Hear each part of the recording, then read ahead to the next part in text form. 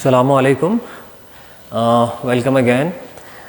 बेटा प्रीवियस कुछ क्लासेस से हम लीनियर मोमेंटम के बारे में डिस्कस करते आ रहे हैं and today I guess we have the last lecture of this linear momentum. और आज के इस क्लास में बेटा हम एक और इम्पॉर्टेंट टर्म या टॉपिक डिस्कस करेंगे जिसको हम बेटा इम्पल्स कहते हैं। तो जो हमारे आज का क्लास का टॉपिक रहेगा ना, जो हमारा आज का डिस्कशन रहेगा, it will be related to impulse. So I will write this down.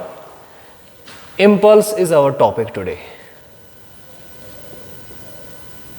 Impulse. ठीक है बेटा, शाबाश। तो बेटा सबसे पहली बात related to impulse is that this impulse basically gives us the action of a force. I will write this down. This is very important. It gives us action of a force, action of a force। ठीक, तो I will explain it। बेटा इसको थोड़ा सा explain करूंगा मैं। ये जो इम्पल्स, जो टर्म इम्पल्स है, this basically is related to force. Force जब किसी बॉडी पे एक्ट करता है तो इसका जो एक्शन होता है ना, the action of a force, उसको हम एक फिजिकल क्वांटिटी से मेजर करते हैं और उसी फिजिकल क्वांटिटी को नाम हम देते हैं इम्पल्स का। सो इसीलिए मैंने लिखा that this impulse basically measures the action of a force. Action का मतलब है कि कौन सा फोर्स कितना इफेक्टिव है।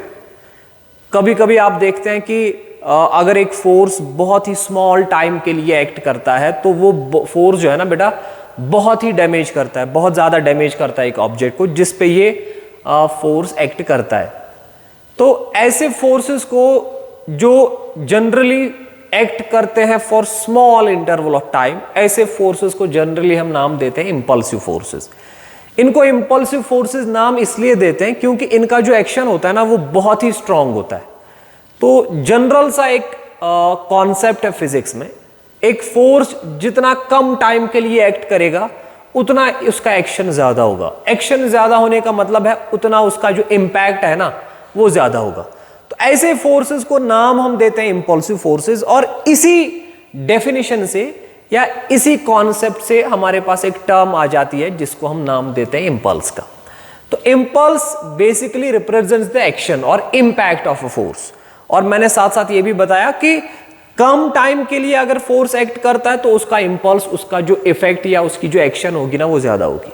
ठीक है, सो ये मैंने फिजिकल सेंस में आपको बताया कि इंपल्स किस चीज को हम कहते हैं या इंपल्स जो है ना व्हाट दिस एक्चुअली रिप्रेजेंट्स। ठीक, नंबर वन। नंबर सेकेंड, देखो बेटा आपको याद होगा बेटा हमने Newton second law of motion पर पढ़ा था। Second law of motion, Newton second law of motion. और इस न्यूटन सेकेंड लॉ में आपने पढ़ा होगा बेटा that the external force is equal to the rate of change of momentum. एक बॉडी पे कितना एक्सटर्नल फोर्स एक्ट करता है that is equal to the rate of change of momentum of that body. अगर आप देखेंगे कि एक बॉडी का मोमेंटम कितना चेंज हो रहा है with respect time, and that rate of change of momentum will give you the idea about the force that is acting on the body. ठीक है, तो बहरहाल इसको बहुत बार हमने डिस्कस किया हुआ है बेटा, लॉज ऑफ मोशन में भी एंड जो हमने रिसेंटली मोमेंटम या इसके रिलेटेड जो भी टॉपिक्स पढ़े हैं ऑलमोस्ट हर एक टॉपिक में हमने बेटा इस इक्वेशन या इस लॉ का डिस्कशन जो है किया है। तो बेटा इस इक्वेशन को थोड़ा सा मॉडिफाई करते हैं हम, क्योंकि आज का जो हमारा टॉपिक है वो इम्पल्स है। तो इस इम्पल्स को मैथमेटिकली कैसे रिप्रेजेंट करते हैं हम, इसकी जो मैथमेटिकल फॉर्मूला है वो क्या है। तो इसीलिए मैं आपको ये जो Newton second law of motion है ना इसको फिर से दिखा रहा हूं। So this is the basic expression of Newton second law of motion, that external force और the net force is equal to the rate of change of momentum. बेटा इसको ऐसे भी लिख सकता हूं मैं, this dt gets multiplied to the force, this f dt will be equal to dp। ठीक है बेटा, इसके बाद अगर मैं इस एक्सप्रेशन को इंटीग्रेट करूंगा, I will integrate this expression both sides. I will write integrating both sides, integrating both sides with in proper limits. ठीक है, तो क्या बनेगी बेटा इक्वेशन, जो आपकी इक्वेशन बनेगी वो बनेगी integration of F D T is equal to, this will be equal to integration of DP. ठीक है बेटा, तो यहां से आपका टाइम के लिमिट्स आएंगे। So let us suppose the initial time is t1 and the final time is t2। और you can say let us suppose that the force is acting from time t1 to t2, ठीक है। तो limits इसलिए मैंने बेटा यहां time के दे दिए from t1 to t2, and dp यहां बेटा जो लिमिट्स है ना वो मोमेंटम के आएंगे, p1 is the initial momentum and p2 is the final momentum, ठीक है बेटा। तो इस इक्वेशन को अगर आप सॉल्व करेंगे तो ऐसे एक्सप्रेशन ऐसे बनेगी बेटा, integration of F D T from time t1 to t2 will be equal to dp का d और इंटीग्रल कैंसिल होके क्या बनेगा बेटा, p का जब आप पहले अपर लिमिट सब्स्टिट्यूट करेंगे तो p2 बनेगा, फिर लोअर लिमिट सब्स्टिट्यूट करेंगे तो माइनस p2 p1 बनेगा।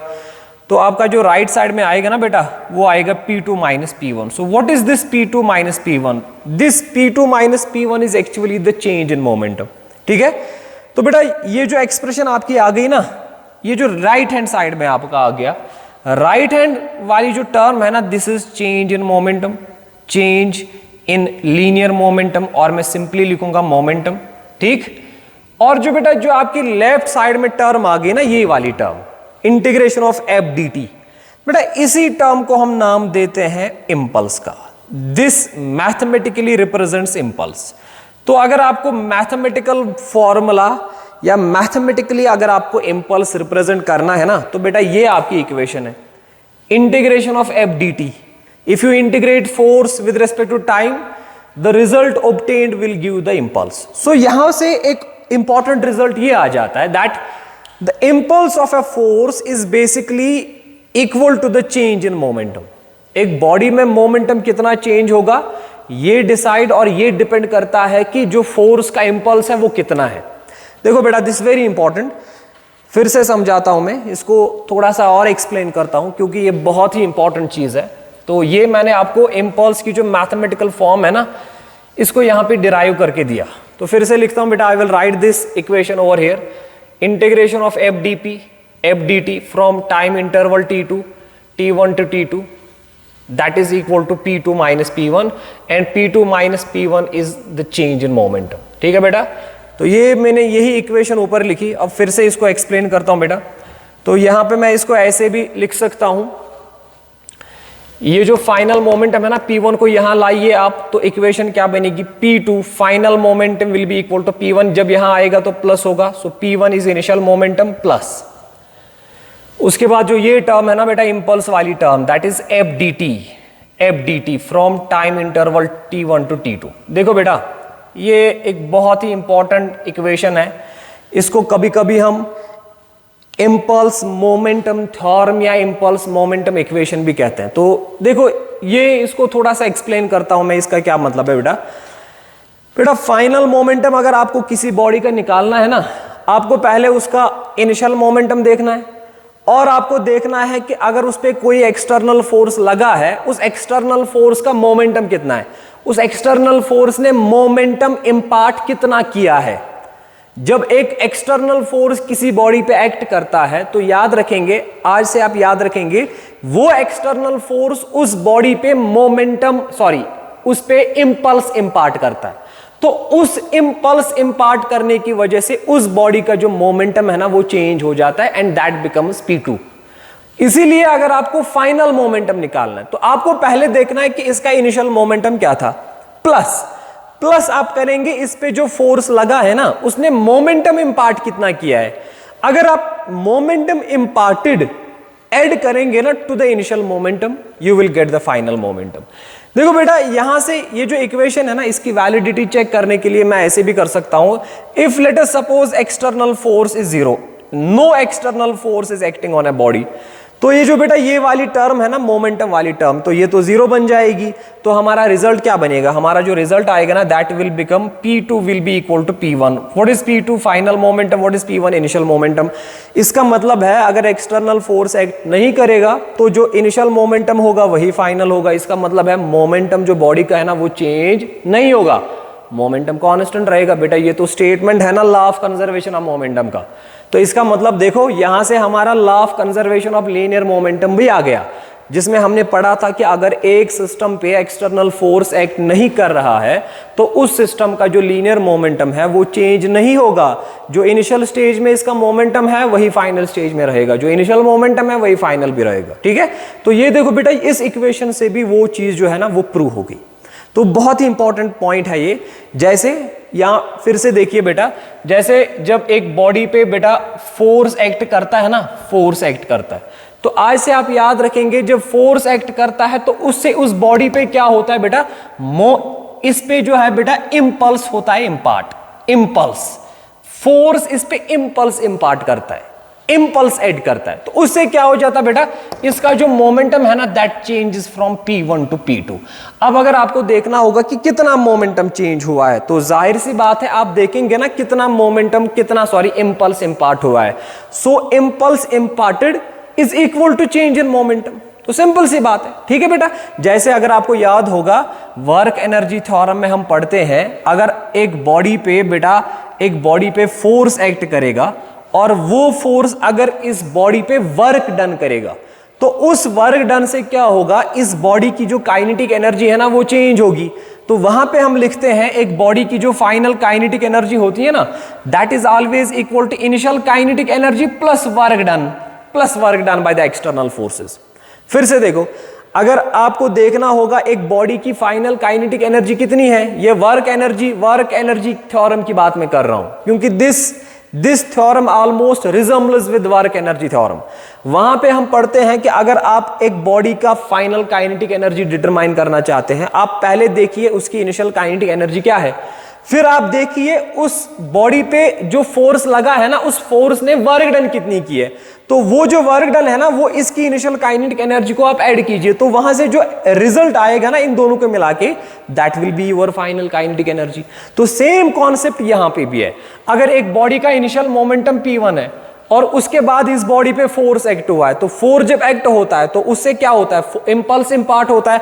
तो आप इस इनिशियल मोमेंटम को, वो जो इंपल्स है ना, इंटीग्रेशन ऑफ F dt वो कीजिए ऐड, तो वहां से जो रिजल्ट आएगा ना that will be your final momentum, तो वहां से आपका फाइनल मोमेंटम निकलेगा। ठीक है, तो याद रखिए जब फोर्स एक्ट करता है तो मोमेंटम चेंज होता है। मोमेंटम कितना चेंज होगा, that will be equal to the impulse, that will be equal to the impulse imparted. So change in momentum, this P2 minus P1, इसका एक और मेथड है निकालने का, and that is integration of F dt। समझ आ रहा बेटा? तो जाहिर सी बात है, याद रखेंगे impulse imparted is always equal to change in momentum. You understand? तो ये हमारा बेटा जो है ना मैथमेटिकल फॉर्म है इंपल्स की। अब देखो बेटा, तो मैंने आपको कहा जो इंपल्स है ना, impulse it basically represents the action of a force, it basically represents the impact of a force on a body, and because of this impulse the momentum change and the change in momentum is equal to impulse imparted. अब देखो बेटा, ये जो equation है ना impulse की, this equation, इसको हम दो केसेस में दो अलग अलग तरीके से डिस्कस कर सकते हैं। या आप अगर डायरेक्टली इसी इक्वेशन को याद रखेंगे देयर इज नो इशू, मगर आप याद रखिए बेटा, ये जो फोर्स है ना, फोर्स, हमारे पास फोर्स दो तरह के हो सकते हैं। Either a force acting on a body is constant, या तो बेटा फोर्स कांस्टेंट होगा, या तो जो फोर्स लगेगा ना बॉडी पे या तो वेरिएबल होगा। ये चीजें बेटा मैंने वर्क में भी सिखाई है। जब हमने वर्क पढ़ा तो मैंने आपको सिखाया है work is done by the force, but that force can either be a constant force और that force can be a variable force. तो इसलिए हमने दोनों केसेस में पढ़ा था work done by variable force अलग से, work done by constant force अलग से। यहां पे भी सेम केस है बेटा। अब अगर आपको इंपल्स निकालना है तो ये फॉर्मूला इंपल्स की इंटीग्रेशन ऑफ F dt। अब यहां पे इस बात का ख्याल रखना है कि ये जो फोर्स है ना, ये तो कांस्टेंट भी हो सकता है, ये फोर्स वेरिएबल भी हो सकता है। अब अगर कांस्टेंट फोर्स है, गौर से देखो, इफ फोर्स इज कांस्टेंट, तो जो आपका इंपल्स है, लेट अस सपोज जो इंपल्स की जो इक्वेशन है यहां पे इंपल्स, वो ये वाली है, that is integration of F dt। ठीक है बेटा, फ्रॉम T1 टू T2। ये T1 टू T2 जो टाइम है ना बेटा, ये रिप्रेजेंट करता है वो वाला टाइम जिस टाइम के लिए ये जो फोर्स है ना एक बॉडी पे एक्ट करता है। मान लो अगर एक बॉडी है, इस बॉडी पे फोर्स एक्ट करता है फ्रॉम T1 टू T2, तो जो इंपल्स इंपार्टेड होगा ना, इंपल्स जो इसमें इंपार्ट होगा, that will be integration of F dt from T1 to T2। ठीक है, शाबाश, ये बेटा इंपल्स की इक्वेशन है। अब अगर फोर्स कांस्टेंट होगा तो जाहिर सी बात है ये जो इंटीग्रल है ना, ये फोर्स इस इंटीग्रल से बाहर आएगा, so impulse will be equal to f, बाहर आएगा integration of d T from time interval t1 to t2, ये d और t इंटीग्रल कैंसिल होगा तो बचेगा क्या बेटा f, और t का अपर लिमिट दे दो तो t2 माइनस लोअर लिमिट दो तो t1, तो फाइनल इक्वेशन क्या बनेगी f into delta T. What is delta T? Delta T is the time interval for which this force has acted. तो यहां से आपकी इंपल्स की एक सिंपल सी फॉर्मूला आ गई, and that formula is impulse imparted on a body is equal to the product of force multiplied by the time। बेटा ये देखो एक सिंपल सी फॉर्मूला इंपल्स की आ गई। अगर देखना है ना कि बॉडी में इंपल्स कितना इंपार्ट हुआ है, इंपल्स का अगर मैग्नीट्यूड निकालना है आपको, तो आप देखिए उस पर फोर्स कितना लगा है और कितने टाइम के लिए ये फोर्स लगा है, दोनों चीजों को मल्टीप्लाई करिए, वहां से जो आपका रिजल्ट आएगा ना that will give your impulse. पर याद रखेंगे बेटा ये जो फॉर्मूला है ना, ये मैंने डिराइव की when the force is constant, जब फोर्स कांस्टेंट होगा। अब अगर फोर्स कांस्टेंट नहीं है, अब अगर फोर्स वेरिएबल है तो डायरेक्ट ये वाली इक्वेशन यूज कीजिए। अगर फोर्स वैरी हो रहा है with respect to time, then use this equation, integrate force with respect to time and find the value of the integral, you will get the result. अब अगर force constant है तो ज्यादा इंटीग्रेशन करने की जरूरत नहीं है, सिंपली देखिए अगर 10 न्यूटन का फोर्स लग रहा है, 10 न्यूटन का फोर्स लग रहा है, और ये 10 न्यूटन का फोर्स 2 सेकंड के लिए लग रहा है, तो 10 इंटू 2 हो गया बेटा 20, तो ये जो 20 है ना बेटा, ये आपका आ गया इंपल्स। समझ आ रहा है? जरा मुझे यूनिट बताओ बेटा, यहां से इस इक्वेशन से यूनिट क्या आएगा इंपल्स का? फोर्स का यूनिट न्यूटन और टाइम का unit second, so newton second is the unit of impulse. और एक अहम और इंपॉर्टेंट चीज याद रखेंगे related to this impulse, that this impulse is a vector quantity. यहां से देखिए बेटा, this is a vector quantity, this is a vector quantity, so if your right side is vector quantity, your left hand side should also be vector, because vector can only be equated to a vector. तो याद रखेंगे the SI unit of impulse is newton second, and remember this thing that this impulse is a vector quantity. ठीक है बेटा? अब याद रखो बेटा, हमारे पास जो इस इंपल्स का है ना, हमारा इस इंपल्स से ज्यादा फायदा क्या है? मान लो अगर इंपल्स होता है बराबर चेंज इन मोमेंटम, हमारी जो इक्वेशन है that this F D T from time interval t1 to t2, this is equal to p2 minus p1। ठीक है बेटा? ये जो इक्वेशन है ना हमारे पास, this is very important equation, इसको हम बहुत जगहों पे यूज करके बहुत सारे रिजल्ट्स निकाल सकते हैं। अब यहां से देखेंगे ये इंपल्स है, ये चेंज इन मोमेंटम है। अब अगर आपने चेंज इन मोमेंटम निकाला ना बेटा, तो उस चेंज इन मोमेंटम से आप फोर्स भी निकाल सकते हैं अगर टाइम दिया हुआ है। अब अगर फोर्स दिया हुआ है तो आप टाइम निकाल सकते हैं। देखो इसकी कुछ बेसिक जो डेली लाइफ की जो हमारी एग्जांपल्स है ना, कुछ एग्जांपल्स मैं आपको देता हूं। जैसे मान लो इस इक्वेशन को मैं बेटा ऐसे लिखता हूं directly, this is F into delta T. मान लो अगर फोर्स कांस्टेंट है तो फोर्स बाहर आएगा तो ये बनेगा F delta T. So F delta T is equal to P2 minus P1। ठीक है बेटा? ये देखो यहां पे इसके एक इंपॉर्टेंट एप्लीकेशन। जरा मुझे बताओ जो फोर्स की फॉर्मूला आएगी ना, फोर्स किसके बराबर निकलेगा बेटा? That is P2 minus P1 divide by delta T. ये तो Newton's second law of motion हो गया ना, this is rate of change of momentum. अब देखो बेटा जनरली क्या होता है, अगर आपके पास ये जो P2 माइनस P1 है ना, if this P2 minus P1 is constant, that is if the change in momentum is constant, तो इसका मतलब है फोर्स और टाइम के बीच में इनवर्स रिलेशन है। इनवर्स रिलेशन होने का मतलब है अगर फोर्स कम टाइम के लिए एक्ट करता है तो उस फोर्स का जो मैग्नीट्यूड होगा ना वो ज्यादा होगा, या इनवर्सली यू कैन से अगर फोर्स ज्यादा टाइम के लिए एक्ट करता है, अगर ये ज्यादा है तो ये कम है, तो उस टाइम पे जो फोर्स का मैग्नीट्यूड है ना वो कम होगा। मगर प्रोवाइडेड अगर आपका जो इंपल्स है ना, अगर आपका जो चेंज इन मोमेंटम है ना वो कांस्टेंट है। देखो बेटा ऐसे देखो, जनरली आपने देखा होगा अगर आप किसी ऑब्जेक्ट को कैच करते हैं ना, मान लो बॉल को आपको कैच करना है, क्रिकेट बॉल में फेंक रहा हूं और आप कैच करेंगे, ठीक है? यूजुअली आपने देखा होगा जब फील्डर बॉल को कैच करता है ना, तो जब बॉल हाथ में पकड़ता है तो वो अपने हाथों को थोड़ा सा नीचे ले आता है। ये ऐसा नहीं है ऐसे मैंने हाथ रखे ऊपर से बॉल आ गई तो डायरेक्ट हाथ में गिर गई, नहीं। जनरली देखा होगा जब बॉल को कैच करते हैं तो थोड़ा सा हाथ नीचे आ जाता है। इससे क्या होता है, बेटा देखो यहाँ पे फिजिक्स इन्वॉल्व हो रही है, तो असल में जो यहाँ पे जो लॉजिक है ना वो ये है कि जब आप बॉल को पकड़ते हैं, अगर आपने अपने हाथ जो है ना एक ही जगह रखे, तो वहां पे जो चेंज इन मोमेंटम होगा वो चेंज इन मोमेंटम बहुत कम टाइम में होगा। चेंज इन मोमेंटम बहुत कम टाइम में होगा। वहां से बॉल आ गई एट सर्टेन स्पीड, आपने हाथ एक ही जगह रखे हैं, तो जैसे ही बॉल हाथ में गई, बॉल की फाइनल वेलोसिटी बन गई 0। इसका मतलब बॉल का जो मोमेंटम है वो चेंज हो गया। मगर ये चेंज इन मोमेंटम जो है ना ये अब्रप्टली हो गया, इसमें बहुत कम टाइम लगा। अगर टाइम बहुत कम लगा तो फोर्स इंपार्ट क्या होगा, ज्यादा। तो इसका मतलब जब ये बॉल आपके हाथ में गिरेगी ना, तो आपके हाथों पे ये बहुत सारा फोर्स एक्सर्ट करेगी, बहुत सारा फोर्स एक्सर्ट करेगी, और आपके हाथों में बेटा दर्द होगा। अब आप अगर ऐसे करेंगे, जब ये बॉल आ गई, जैसे ही बॉल हाथ में गिरी, आपने थोड़ा सा अपने हाथों को नीचे लिया। नीचे लेने से क्या हो गया बेटा, नीचे लेने से आपने इसको थोड़ा सा एक्स्ट्रा टाइम दिया। एक्स्ट्रा टाइम देने का मतलब है, देखो अगर हाथ में ऐसे ही रखूंगा, बॉल आ गई डायरेक्ट, तो with in fraction of second ये स्टॉप हो गई। पर अगर बॉल आ गई, हाथ पे गिरी, मैंने हाथ नीचे लिया, तो इसका मतलब है मोमेंटम यहां पे 0 नहीं, यहां पे बन गया 0। तो मैंने मोमेंटम को यहां से यहां खींचा, तो यहां से यहां एक्स्ट्रा खींचने का मतलब है मैंने इसको टाइम ज्यादा दिया ना, मैंने मोमेंटम को 0 बनने के लिए थोड़ा सा एक्स्ट्रा टाइम लिया।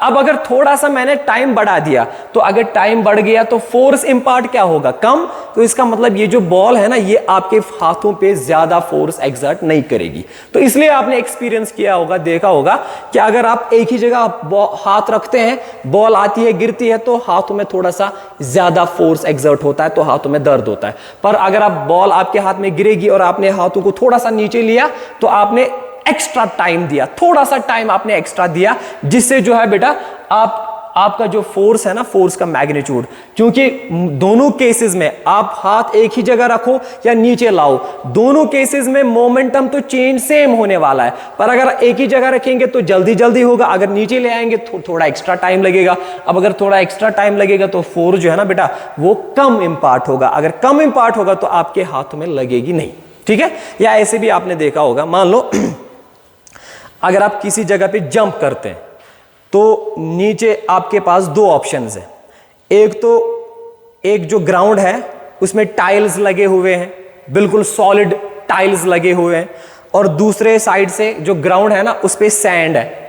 सैंड एक साइड से है और दूसरे साइड से बेटा टाइल्स लगे हुए हैं। मान लो आप किसी हाइट पे हो और आपको नीचे जो है ना जंप करना है, और आप दो साइड से जंप कर सकते हो।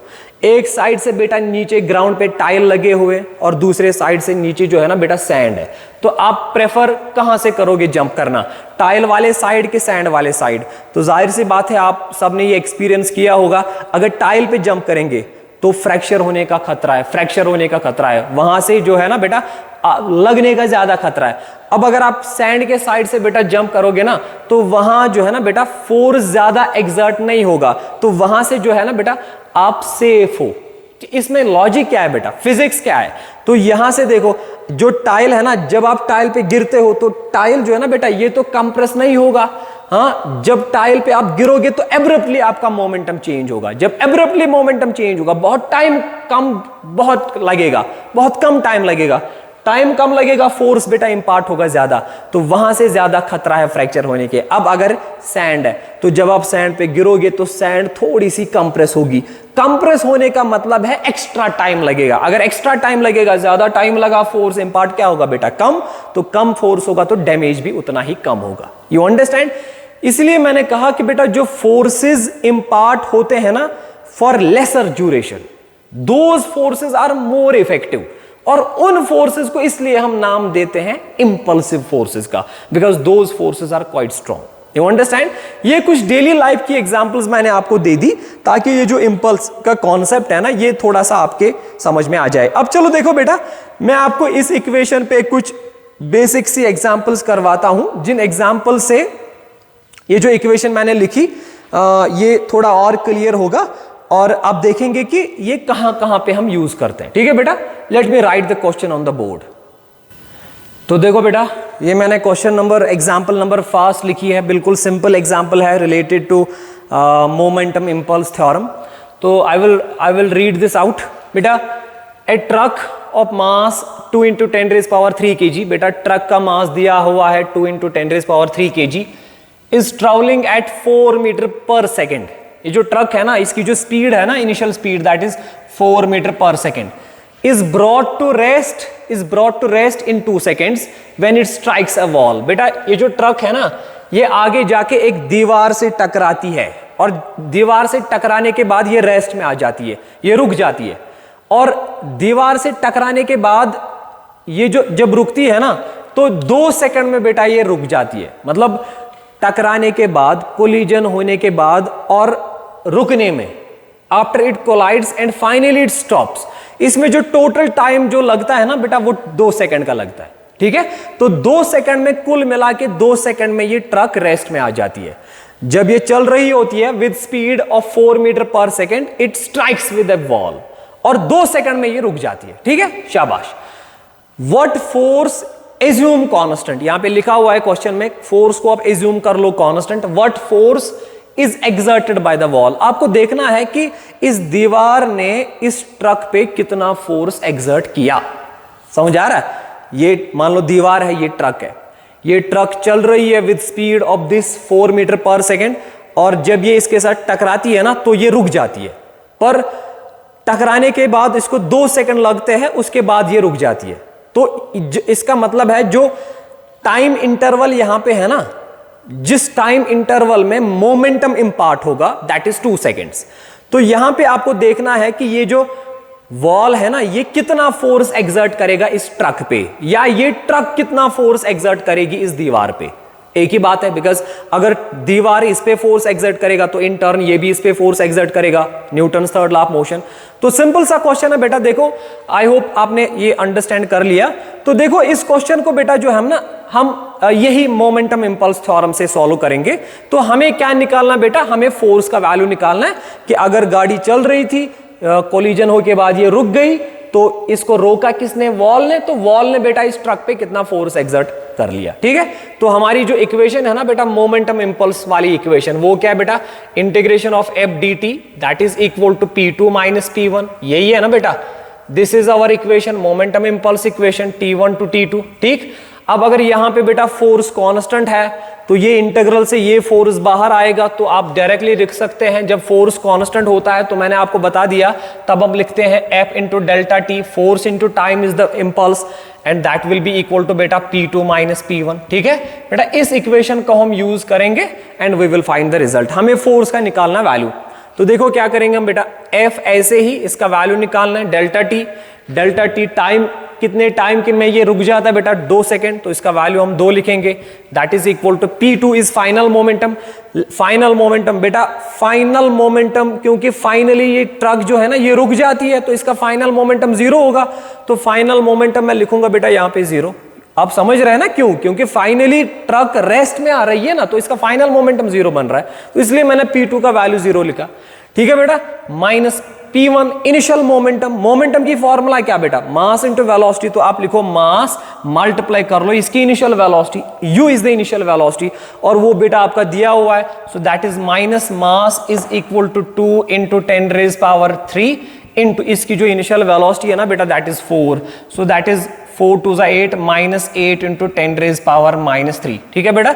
तो फोर्स का वैल्यू क्या आएगा, F will be equal to ये 2 डिवाइड कर लो, so 8 divided by 2 is 4 -4 × 10⁻³ Newton.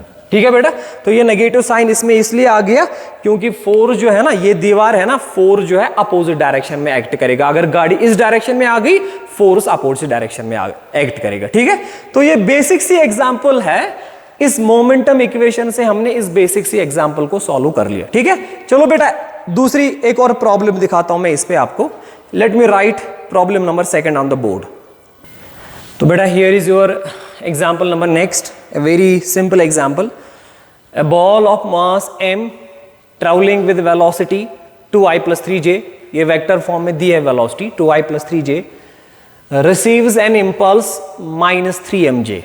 Impulse की इक्वेशन दिया है, इंपल्स भी वेक्टर फॉर्म में दिया हुआ है, -3mj is the impulse. What is the velocity of the ball immediately afterwards. देखो बेटा ऐसे ये बॉल है and this ball is moving with velocity, मैं लिखूंगा बेटा इसकी जो वेलोसिटी है ना, इनिशियल वेलोसिटी, वो दिया हुआ है बेटा वहां से, दैट इज 2i + 3j। ठीक, अब क्या हो रहा है बेटा, इस बॉल पे एक फोर्स एग्जर्ट हो रहा है और उस फोर्स की वजह से इंपल्स इंपार्ट होता है। अगर यहां पे दिया हुआ है ना, रिसीव्स एन इंपल्स, अगर बॉल इंपल्स रिसीव कर रही है तो इसका मतलब है एक्सटर्नल फोर्स लग रहा है। तो एक्सटर्नल फोर्स ने इस पे कितना इंपल्स इंपार्ट किया हुआ है, इतना, that is -3mj। 3m, magnitude of impulse is 3m and direction is -j। ठीक है बेटा, ये वेक्टर फॉर्म आप ये छोटी छोटी चीजें अंडरस्टैंड कर रहे होंगे। हमें क्या निकालना है, what is the velocity of the ball afterwards, हमें बॉल की फाइनल वेलोसिटी निकालनी है। अगर पहले बॉल इस वेलोसिटी से जा रही थी और इस पे फोर्स ने इतना इंपल्स इंपार्ट किया, आपको फाइनल वेलोसिटी निकालनी है। तो सिंपल सी इक्वेशन है बेटा, जो बेसिक इक्वेशन है ना इंपल्स की इक्वेशन, दैट इंपल्स, या डायरेक्ट मैं फॉर्मूला लिखता हूं, this is impulse f dt is your impulse, this is equal to change in momentum p2 minus p1, p2 is final momentum, p1 is initial momentum। या इसको ऐसे भी लिख सकते हैं बेटा, जो फाइनल मोमेंटम होता है ना, जो मैंने आपको बताया, final momentum is always equal to initial momentum plus impulse. Impulse कितना इंपार्ट हुआ है वो अगर आप ऐड करेंगे ना to the initial momentum, you will get final momentum. तो इसी इक्वेशन से सॉल्व कीजिए, आपको p2 निकालना है, P2 is final momentum, final momentum अगर निकलेगा तो फाइनल वेलोसिटी उसी से निकलेगी। P1 इनिशियल मोमेंटम किसके बराबर बेटा, मोमेंटम की फॉर्मूला क्या है, मास इंटू वेलोसिटी। ठीक है, तो चलो फाइनल मोमेंटम के बदले हम लिखते हैं m into v, v is the final velocity, v is the final velocity, m is the mass of the ball, this is equal to initial momentum. Initial momentum किसके बराबर होगा, मास इंटू इनिशियल वेलोसिटी, तो mass is m और initial velocity के बदले हम लिखेंगे बेटा ये वाली टर्म, हाँ, दैट इज 2i + 3j। ठीक है बेटा, और plus this term is the impulse, ये तो इंपल्स वाली टर्म है और इंपल्स वाली टर्म वही से दी है, दिस इज द इंपल्स, तो इंपल्स के बदले आप क्या लिखेंगे बेटा, -3mj।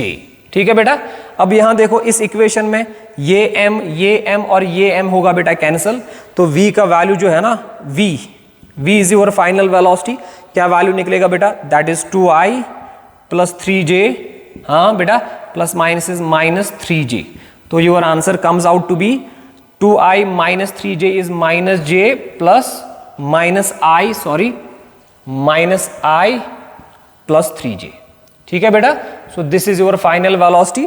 अगर आपको मैग्नीट्यूड निकालना होगा ना फाइनल वेलोसिटी का, you can find out, this is 1 square plus 3 square, coefficient of i square plus coefficient of j square. ठीक है, so this is one more example. चलो बेटा, अब मैं आपको एक एग्जांपल दिखाता हूं जिसमें ग्राफ दिया होगा, जिसमें वेरिएशन दी होगी बिटवीन फोर्स एंड टाइम। तो एक कॉन्सेप्ट यहां मैं आपको सिखाने वाला हूं रिलेटेड टू इंपल्स। इंपल्स हम निकाल सकते हैं from the graph of force versus time. कैसे, लेट मी एक्सप्लेन। देखो बेटा, मैं एक प्रॉब्लम लिखता हूं बोर्ड पे और उसी प्रॉब्लम से मैं एक्सप्लेन भी करता हूं। तो देखो बेटा, बोर्ड पे क्वेश्चन दिया हुआ है, I will read this out. The net force versus time graph of a rocket is shown in the figure. एक ग्राफ दिया हुआ है, this is force versus time.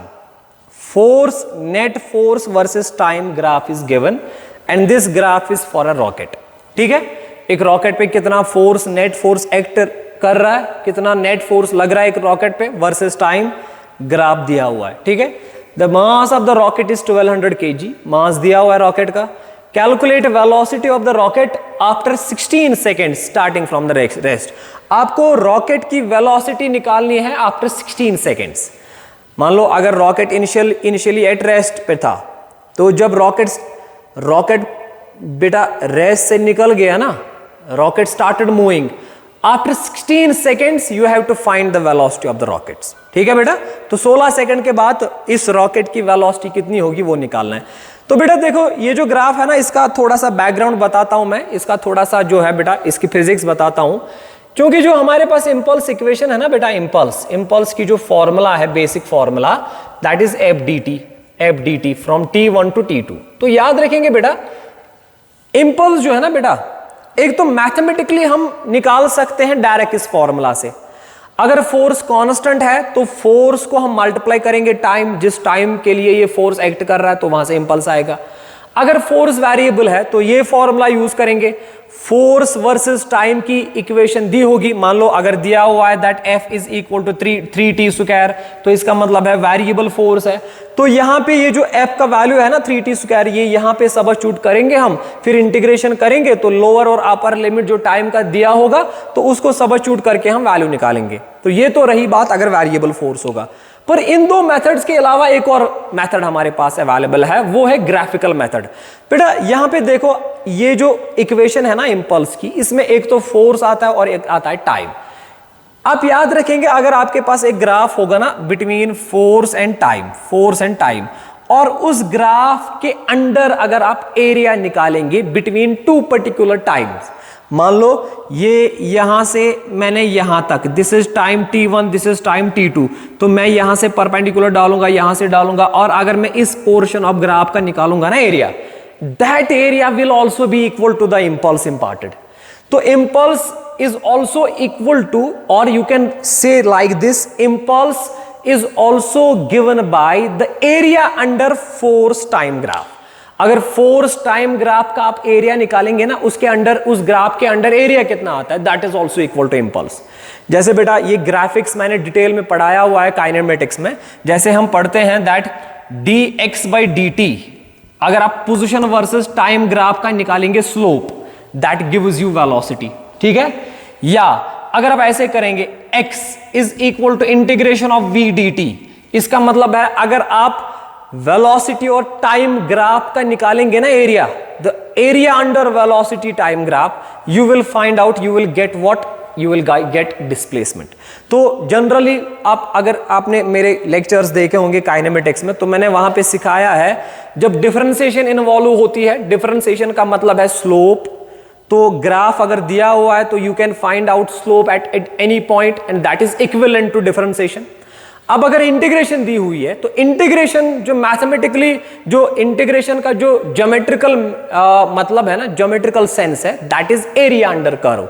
तो अगर आपकी फॉर्मूला में इंटीग्रेशन इन्वॉल्व हो रही है, तो जिन दो वेरिएबल्स में इंटीग्रेशन हुई है, हाँ, जो दो वेरिएबल्स यूज हुए हैं इंटीग्रेशन में, तो उन दो वेरिएबल्स के बीच में अगर आप ग्राफ प्लॉट करेंगे और उस ग्राफ के अंडर अगर आप एरिया निकालेंगे, that area covered with in proper limits will give you the value of the given physical quantity जो आपकी इस इंटीग्रेशन से आएगी। मतलब अगर फोर्स और टाइम के बीच में इंटीग्रेशन करके आपका इंपल्स निकलेगा, इसका मतलब है अगर आप ग्राफ प्लॉट करेंगे बिटवीन फोर्स एंड टाइम, और उस ग्राफ के अंडर जो एरिया होगा ना, that area will be equal to impulse. You understand? देखो बेटा मैं एक एग्जांपल यहां पे देता हूं आपको, एक बेसिक सी एग्जांपल यहां पे आपको देता हूं, यू अंडरस्टैंड दिस थिंग। हाँ देखो बेटा, तो देखो बेटा ये जो ग्राफ दिया हुआ है ना यहां पे, इसी ग्राफ के अंडर जो एरिया है ना वो मैं निकालता हूं। ये चीजें आपने काइनेमेटिक्स में बेटा सीखी होंगी कि एरिया कैसे निकालते हैं। देखो अगर आपको यहां निकालना होगा ना, ये टाइम एक्सिस दी है, हाँ, this is t equal to 0, this is t equal to 2। मान लो अगर मैं आपसे क्वेश्चन पूछता हूं, मुझे इंपल्स निकाल के दो from t1 equal to 0 second to t2 equal to 2 second, मतलब जो फोर्स लग रहा है ना, तो फोर्स का मुझे इंपल्स निकाल के दो from t1 equal to 0 second to t2 equal to 2 second, मतलब 0 से लेके 2 सेकेंड तक ये जो फोर्स लग रहा है ना, इस फोर्स से इंपल्स कितना इंपार्ट किया उसका मुझे निकाल के दो वैल्यू। तो देखो आप ग्राफ से कैसे निकालेंगे, तो बेटा आपको क्या करना है, ये जो ग्राफ दिया है ना, तो एक तो आप मार्क करेंगे t इक्वल टू 0, दूसरा पॉइंट आप मार्क करेंगे t इक्वल टू 2। तो ये दोनों पॉइंट्स पे आप जो ग्राफ दिया होगा ना बेटा, जो ग्राफ दिया होगा, मान लो अगर ग्राफ ऐसे दिया होगा, आपने ये पॉइंट मार्क किया, ये पॉइंट मार्क किया, एक परपेंडिकुलर आपको इस पॉइंट से ड्रा करना है, दूसरा इस पॉइंट से ड्रा करना है, ठीक है। और इन दो परपेंडिकुलर्स के बीच में जो एरिया आएगा ना, इस एरिया का आपको निकालना है वैल्यू। अब यहां पे हमको किस पोर्शन का एरिया निकालना है, from t1 equal to 0 to t2 equal to 2 second, मतलब ये 0 आ गया, ये 2 सेकेंड का परपेंडिकुलर आ गया, तो आपको इस वाले पोर्शन का निकालना है एरिया। जरा इसका एरिया कैसे निकालेंगे बेटा, ये ट्रायंगुलर शेप का बन गया ना, तो ट्रायंगल का एरिया होता है half of base into height, half a base into altitude, half तो ऐसे ही बेस हो गई यहां से यहां तक, यहां से यहां तक कितनी डिस्टेंस है 2 यूनिट्स, तो आप लिखेंगे 2 इंटू इसकी हाइट कितनी है, हाइट बेटा यहां से दी है ना दैट इज 20, तो मल्टीप्लाई आप करेंगे 20, ठीक है बेटा। So this is 220 is 40 divide by 2 that is 20। ये जो बेटा आपका 20 आ गया ना, ये इस पोर्शन का निकला area, and this 20 will be equal to the impulse. तो area is equal to impulse, but which area, area under force time graph, समझ आ रहा है। अब देखो बेटा, अब हम इस क्वेश्चन को जो है ना, जो बोर्ड पे क्वेश्चन दिया है इसको करेंगे solve. Net force versus time graph दिया है, आपको निकालनी है velocity after 16 seconds. After 16 seconds का मतलब है फ्रॉम 0 टू 16 सेकेंड्स, ठीक है। तो सबसे पहले मुझे आप बेटा इंपल्स निकाल के दो फ्रॉम 0 टू 16 सेकेंड्स। देखो ये 0 टाइम है, ये 16 सेकेंड्स का टाइम यहां पे है। तो 0 पे अगर एक परपेंडिकुलर ड्रा करेंगे तो ये ग्राफ आपका दिया है, तो वो ये यहां पे ही इसको टच करेगा। जब यहां पे परपेंडिकुलर ड्रा करेंगे तो वो पॉइंट वहीं पे इसको टच करेगा। तो इसका मतलब है आपको 0 से लेके 16 तक जो भी ग्राफ के अंडर एरिया आता है ना, उस सारे एरिया का निकालना है आपको वैल्यू। तो इस सारे एरिया का निकालना है आपका बेटा वैल्यू, ठीक है। तो जरा मुझे बताओ, ये जो फिगर यहां पे बन रही है ना, ये कौन से शेप की फिगर है। आप इसको अलग अलग डिवाइड कर सकते हो, ये ट्रायंगल अलग लोगे, ये ट्रायंगल अलग, ये रेक्टेंगल अलग, फिर तीनों एरियाज को ऐड करोगे। या अगर आप देखोगे ये तो ट्रेपीजियम बन रहा है ना, तो इसका अगर आपको एरिया निकालना है तो मैं डायरेक्टली लिखूंगा एरिया ऑफ ट्रेपीजियम।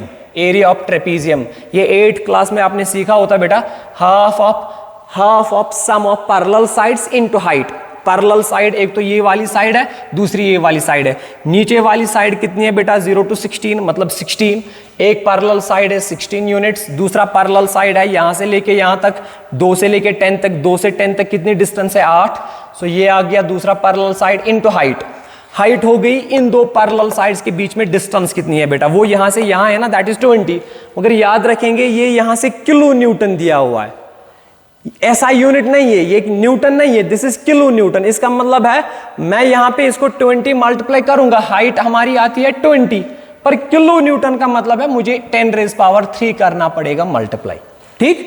क्योंकि अगर आप इस साइड से ऐसा यूनिट लोगे, यहां से भी ऐसा यूनिट होना चाहिए। अब अगर ऐसा यूनिट नहीं है, अगर ये डायरेक्ट न्यूटन में होता तो मैं ये मल्टीप्लाई नहीं करता। अब अगर यहां से दिया है किलो न्यूटन, तो इसको यहां से बेटा मैंने इसलिए 10⁻³ मल्टीप्लाई किया। तो मैंने ये बेसिकली क्या निकाला, ये मैंने इस एरिया, इस पोर्शन का निकाला एरिया।